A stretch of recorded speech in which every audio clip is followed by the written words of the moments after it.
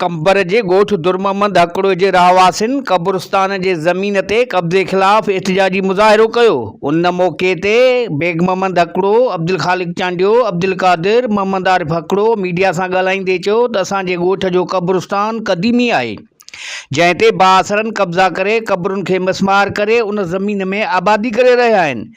हिननि चयो त क़ब्रिस्तान जे ज़मीन ते कब्ज़े हुअण करे मैयतुनि खे ॾूराहनि इलाइक़नि जे क़ब्रिस्तान ॾांहुं खणी तदफ़ीन कयूं था, जेका असां ॻोठाणनि सां ज़्यादती ऐं ॾाढ आहे।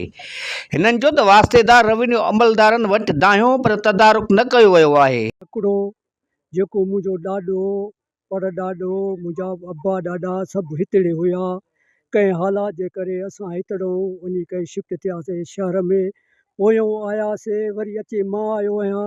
मुंहिंजो अब्बा ॾाॾा गुज़ारे विया आहिनि। मां ॻोठ जी मालिकी करणु आयो आहियां त शरपसंदनि माण्हुनि जेको आहे सो मूंखे दड़का ऐं ॾियणो शुरू कया, जीअं हिते ईंदे त असां तोखे कुझु न कुझु कंदासीं, नुक़सानु ॾींदासीं। वञी मुक़ाम कुल बचियो आहे 2 वैसा या 3 वैसा, 2.5 जरेब मुक़ाम आहे या 5 जरेब थिए, एतिरो थींदो त उहो मुक़ाम सॼो लटे उहो असांजे ज़ात वारनि खपाए। असांखे मुक़ाम जेके खाई वञनि, मुक़ाम खे रस्तो कोन। महिरबानी करे असांजी हीअ अदालत खां महिरबानी करे असांजी ॿुधो।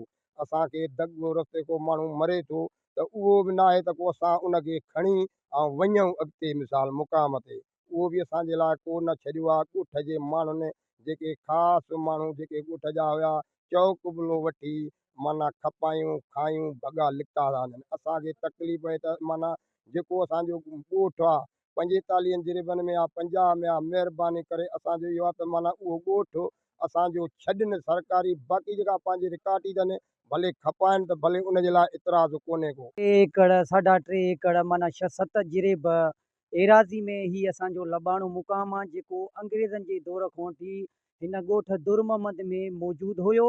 पर कुझु शरपसंद माण्हू अनासिर जेके हिन कब्ज़ा माफ़िया उन्हनि हिन मुक़ाम खे ख़तमु करे सफ़ा चट करे ऐं बनियूं ॿारा करे ऐं उन्हनि मां पंहिंजो अनु था खाइनि, जेको सरासर असांजे ॻोठ सां ज़ुल्म आहे। ख़ुशूस असांजे हिन मुक़ाम ते कब्ज़ो आहे। असां आला इदारनि खे, हितां जे MPA MNA खे, DC साहब कंबर खे, जेके बि असांजी वाहर करण वारा आहिनि, असां उन्हनि खे बाहूं ॿधी था अर्ज़ु कयूं त महिरबानी करे असांजे ॻोठ जी वाहर कयो।